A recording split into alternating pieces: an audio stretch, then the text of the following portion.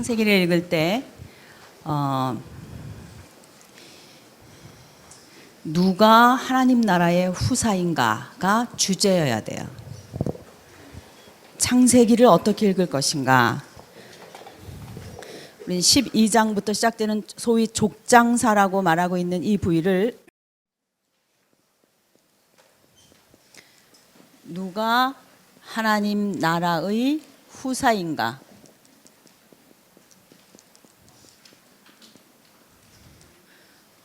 후사는 뭐예요? 대를 이어가는 사람인가? 누가 하나님 나라의 기업을 얻을 자인가? 누가 하나님 나라의 후손인가? 누가 하나님 나라의 백성인가? 이런 말입니다. 이것이 창세기 12장부터 히브리 민족의 역사인 12장부터 50장까지의 관점이어야 된다는 것입니다. 이렇게 봐야지 창세기를 읽을 수 있어요. 우리가 아는 대로 누가 하나님 나라의 후사였습니까? 아브라함이 누구를 낳고? 이삭, 그 다음에 야곱 다음에 야곱의 몇 아들? 12아들. 그래서 창세기에서는 하나님 나라의 후사가 야곱이라고 하는 이름으로 명명돼요. 그 야곱 다른 별명이 뭐예요? 이스라엘.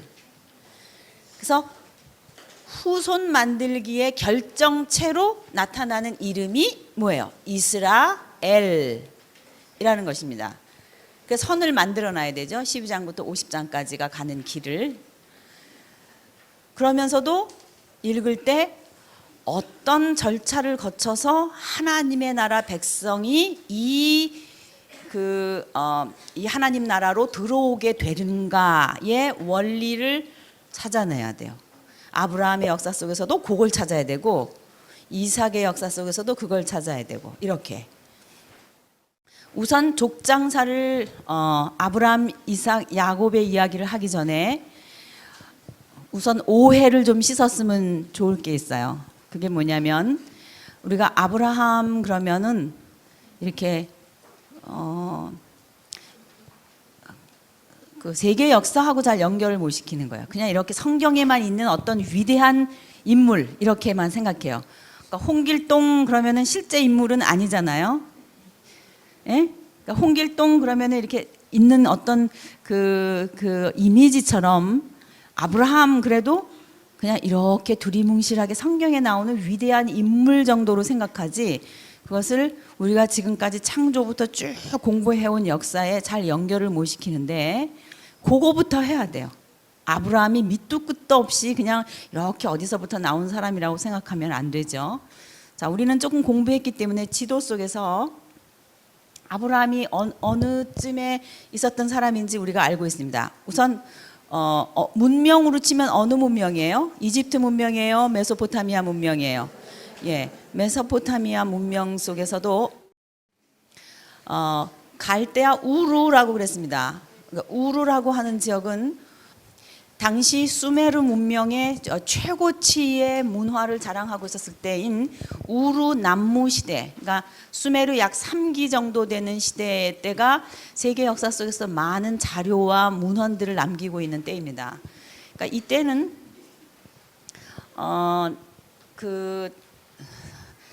여러분 함무라비 법전 아시죠?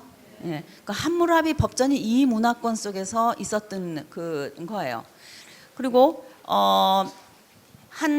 그 당시에 발견된 그런 토판, 그러니까 흙으로 구워가지고 나온 그 자료, 그 문서들이거든요. 그걸 토판이라 그러는데 마리 토판이라든지 이런 토판들이 있는데 그런 데서 좋은 그런 고고학적인 자료들이 많이 나타납니다. 그런데 거기에 자료들을 보면은 당시는요, 그러니까 아브라함이 살던 때의 문화를 제가 얘기도 해드리는 거예요. 그러니까 공중에 띄워놓으면 안 돼요, 아브라함을. 아브라함도 발에 신발 신고 땅 디디고 살면서 우리와 같은 문화를 즐기면서 살았던 사람이라는 걸 알아야 돼요. 우선 아브라함이 어디로부터의 그 이동인가를 알아야 되거든요. 아브라함이 살던 갈대아 우르라고 하는 곳이 어느 곳인지를 알아야지 그냥 막연히 생각하면 안 되니까. 근데 당시는요 야금술이라든지 그러니까 금 만드는 거 있잖아요. 그러니까 야금술이라든지 또는 자기 만드는 거 또는 그것뿐만 아니라 문서 같은 것들이 많이 이렇게 교류됐던 시대예요. 학교도 있었고요. 많은 저술 활동이 있었던 걸 알 수 있어요. 학교도 어느 정도냐면 음악 학교가 있었던 흔적이 있어요. 악보 같은 거가 그려져 있는 그런 자료들도 많이 있어요. 그러니까 저술들, 그러니까 함무라비 법전이 법전이잖아요. 문서로 다 되어 있는 정도니까 그 정도의 법전이 있었을 정도의 문화라고 하는 것은 대단한 한 사회를 이뤘을 거예요. 우리랑 조금 과학적으로 비교해서 뒤떨어졌다고 볼 수는 있겠지만 그 안에 들어있는 내용들은 우리와 다를 것이 없는 그런 문화를 누리고 있었던 때가 이때예요. 그러니까 BC 약 2166년쯤으로 잡아요. 뭐 학자들이 다 다르게 이야기합니다만 22세기쯤 되는 거죠. 2166년쯤. 22세기 초쯤으로 아브라함 때를 잡아요. 근데 이때 아브라함이 살았다고 하는 것은 당시 소위 세상 문화 속에 얼마든지 많은 것들을 누리면서 살 수 있었던 그런 사람이라는 거죠. 아브라함이. 근데 그런 상황 속에서 아브라함은 누구의 음성을 듣는 거죠? 하나님의 음성을 듣는 거예요. 그래서 아브라함이라고 하는 사람이 어떻게 하나님의 음성을 듣고 내가 내게 지시할 땅으로 가라라고 했을 때 그 음성을 알아차릴 수 있었을까? 그게 참 여러분들도 의문이지 않아요?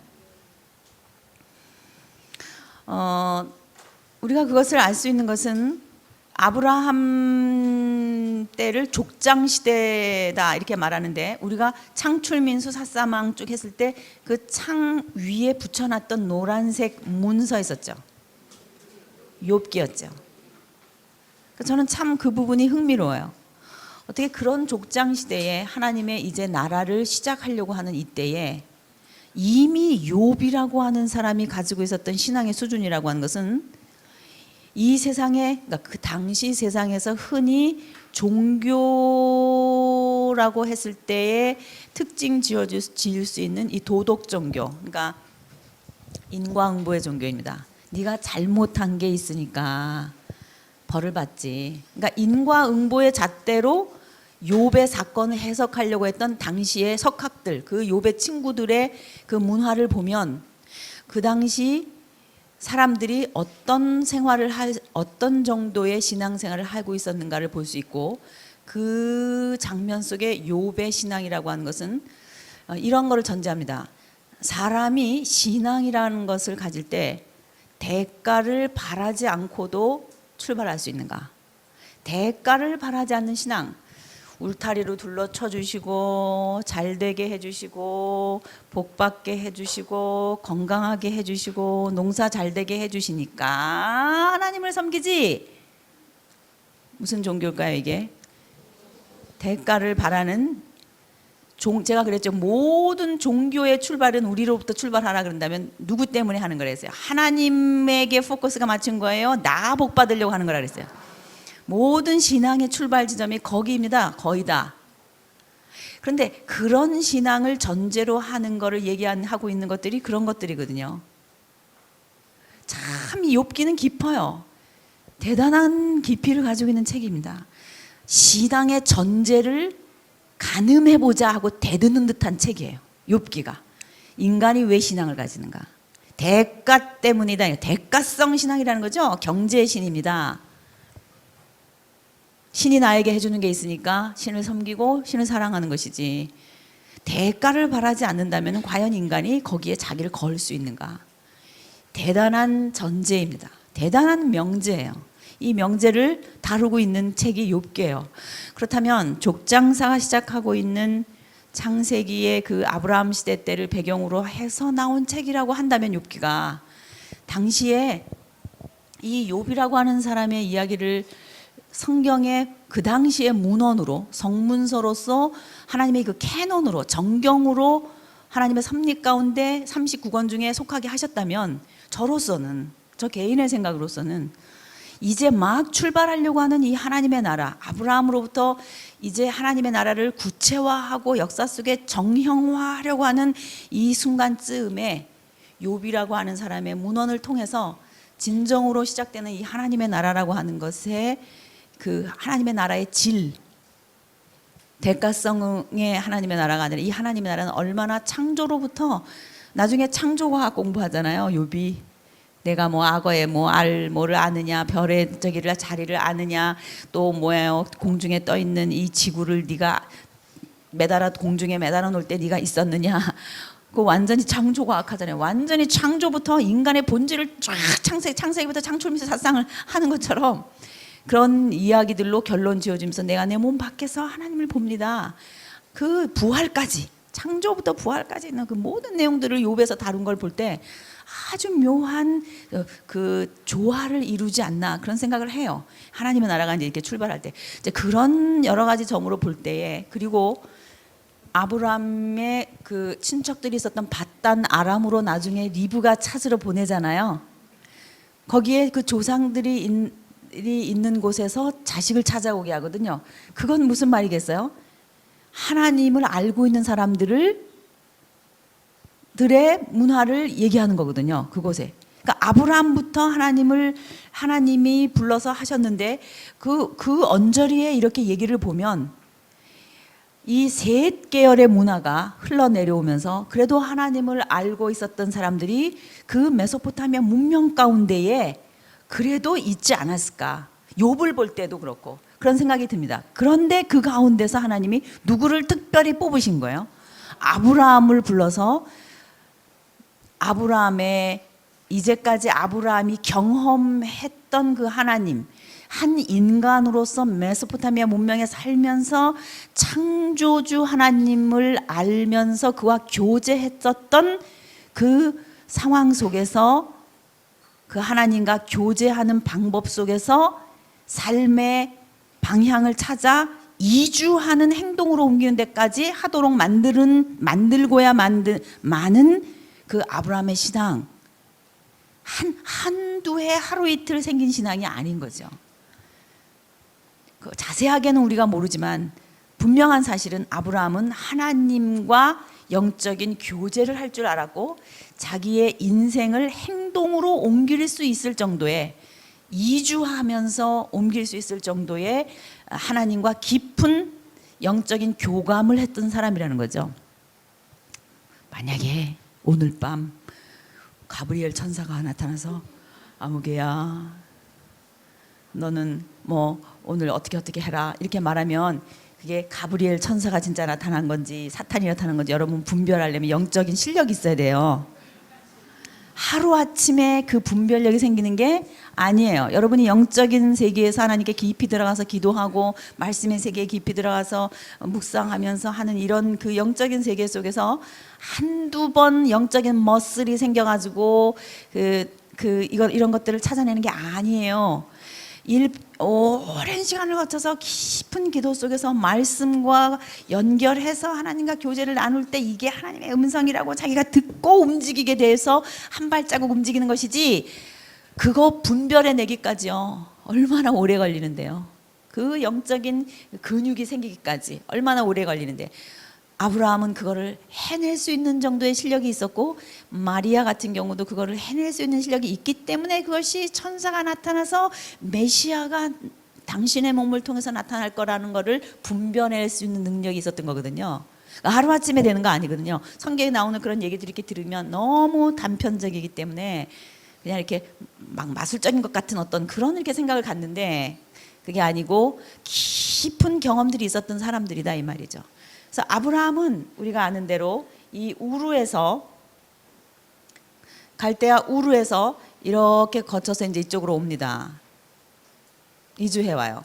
이 이야기는 이제 여러분이 너무나 스토리는 다 잘 아시기 때문에 아는 거는 제가 여러분 될 수 있는 대로 얘기하지 않고 꼭 우리가 생각해야 될 것들 중에 아브라함의 이 불러내심은 세상 속에 살고 있었던 아브라함을 어떻게 해내는 것 같은 구별해내심이라고 하는 의미예요. 그러니까 주민등록번호 1번이거든요. 아브라함이 하나님의 나라에 1번 족부로서 하나님의 나라 백성의 1번 조상으로서 불러내실 때에 그 불러내심의 특징 속에 뭐가 들어있냐? 하나님의 나라에 누가 들어갈 수 있느냐를 원리를 찾아내게 하는 내용들이 들어있다고요.